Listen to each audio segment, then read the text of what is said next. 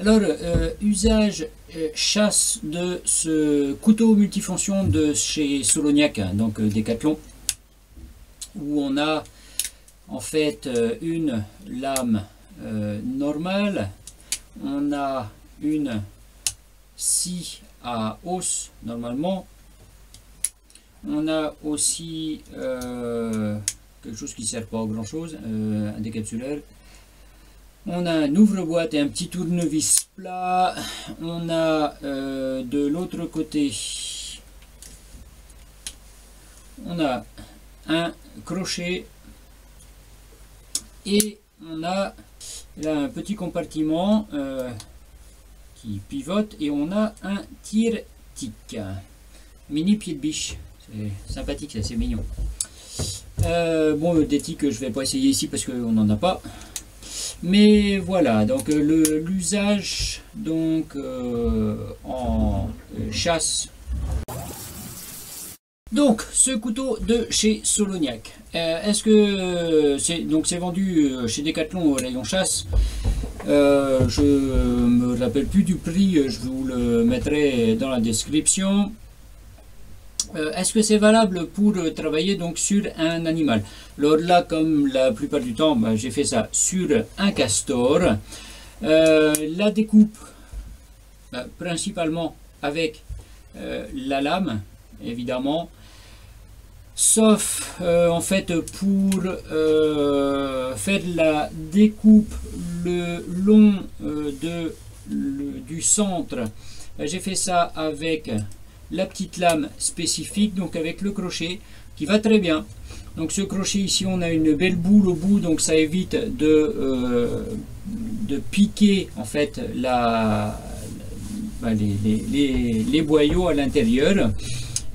Puis même moi le castor, je sors de la peau avant d'éviscérer l'animal, parce que pour moi c'est beaucoup plus pratique de travailler comme ça, j'aime bien travailler comme ça. Donc je d'abord sortir de la peau en laissant l'abdomen intact, et puis une fois que la peau est enlevée, à ce moment là ouvrir l'abdomen pour sortir les entrailles. Donc cette lame là, c'est super intéressant, ça fonctionne super bien, ça nous coupe très bien la peau. Sur les castors, il y a toujours le sous-poil, donc le poil de bourre, qui a tendance à colmater un petit peu sur les lames.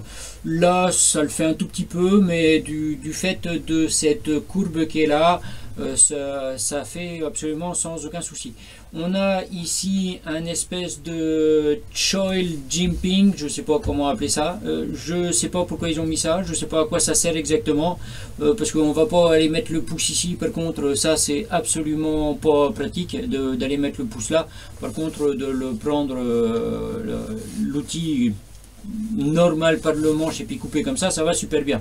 Donc ça, franchement, je sais pas à quoi ça sert. Mais pour donc fendre la peau et puis après fendre l'abdomen, cette lame incurvée fonctionne très bien. Ensuite, simplement la lame normale pour plumer l'animal, donc pour sortir la peau sur la chair. Ça va bien aussi. On a une lame qui est très fine, un petit peu haute, un beau ventre ici, c'est assez facile de sortir tout ça. Ensuite, pour la découpe de la viande, c'est un petit peu moins facile de faire vraiment le tour des os sur les petites parties, puisque la lame est déjà un petit peu plus conséquente, mais ça pose pas de problème, il n'y a rien de vraiment rédhibitoire. Sur les castors, bon, je coupe aussi la cage thoracique, mais généralement je suis le sternum, puis avec n'importe quel couteau sur les castors ça le fait bien, donc j'ai pas eu besoin de me servir de la scie à os ici. Donc ça j'avais testé sur du bois. Sur du bois, c'est pas mal, ça ressemble aux petites scies, soit la Fiscarge, soit la Sika, non, comment ça s'appelle, je sais plus, la Gomboy, bref, l'autre, vous voyez laquelle.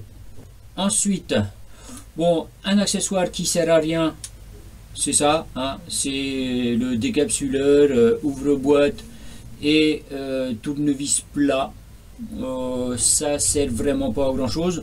Franchement, des ouvre-bouteilles, je vois pas que ça sert parce qu'on peut ouvrir avec le côté d'une lame, toujours.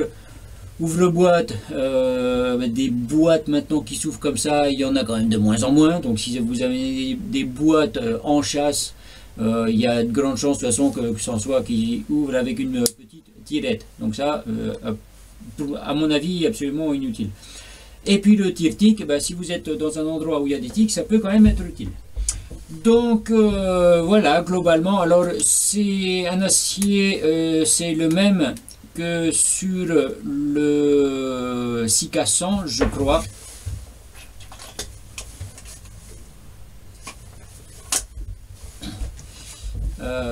Donc c'est du 5CR15, acier de base chinois pour faire tout ce qu'est lame.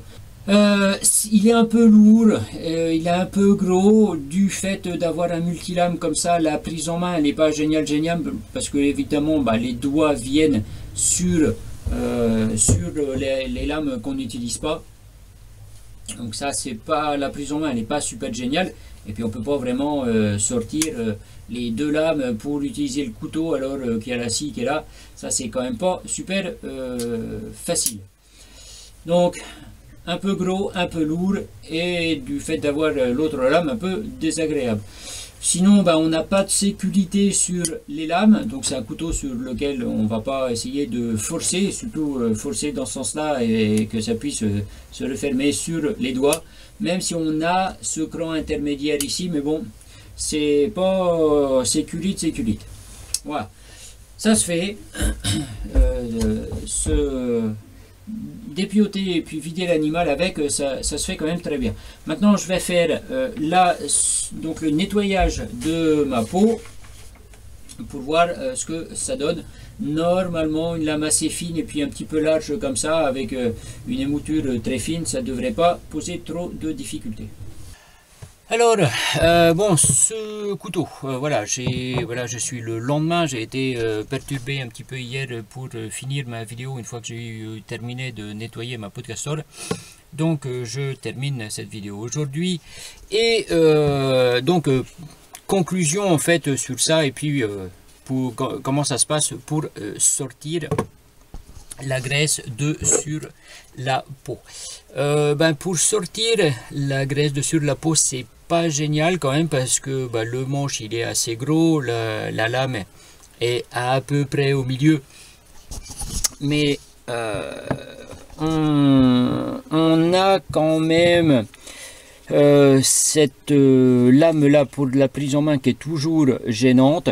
Alors moi pour nettoyer les peaux j'aime bien faire des coupes en tirant vers soi, donc comme ça le plus principalement, et quelquefois aussi des coupes en poussant.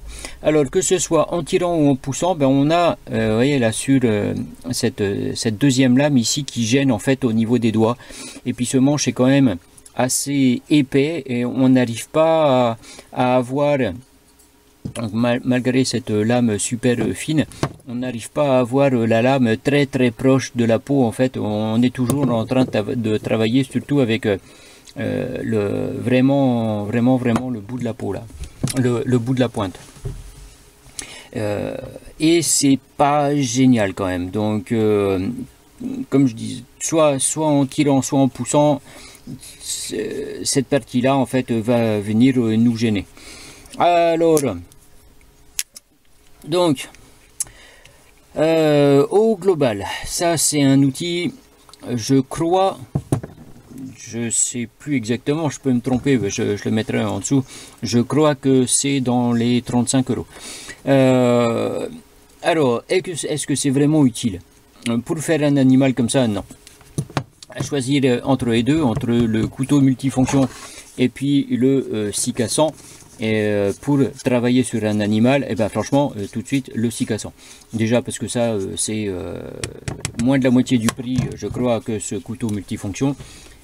Il est beaucoup plus léger, il est beaucoup plus facile à faire l'ensemble du travail en fait sur notre animal. Ça c'est lourd, c'est anguleux, c'est pas très agréable à tenir. La scie La scie là-bas, ouais, ça sert à rien quoi. Je veux dire, si on a un gros animal et puis qu'on a des gros os, et ben la scie elle va être un peu limitée parce que là on a 3 doigts quoi de coupe et ça va être un peu limité. Donc puis je vois pas couper, je sais pas, une patte de vache avec ça, ça risque d'être un peu compliqué. Donc ça, la scie ne sert pas vraiment. La lame, elle est pas géniale. La seule chose qui est bien, c'est le crochet pour éviscérer. Mais à ce moment-là, ben, il vaut peut-être mieux avoir un couteau dédié pour ça, quoi. Ou alors, comme je disais, avec l'autre, ça le fait aussi très bien. Hein. J'ai pas eu de souci particulier pour faire l'éviscération avec le scie cassant. Hein. Donc, ce crochet, c'est bien, mais le problème, c'est que ça fait pas tout le couteau. Voilà. Donc, bah, comme je disais, tournevis, ouais, ça ne sert pas à grand-chose, enfin, quasiment à rien. Le décapsuleur, absolument à rien. Ouvre-boîte, pas grand-chose. Donc si c'est pour emmener ça à la chasse pour vous faire un casse-dalle, bah à la limite il vaut mieux amener un Opinel, hein, parce que c'est quand même beaucoup moins lourd et puis au moins c'est du 100% français. Donc ça, ben voilà, donc je recommande pas vraiment pour faire tout ce travail de chasse. Est-ce que c'est faisable? Oui, c'est faisable.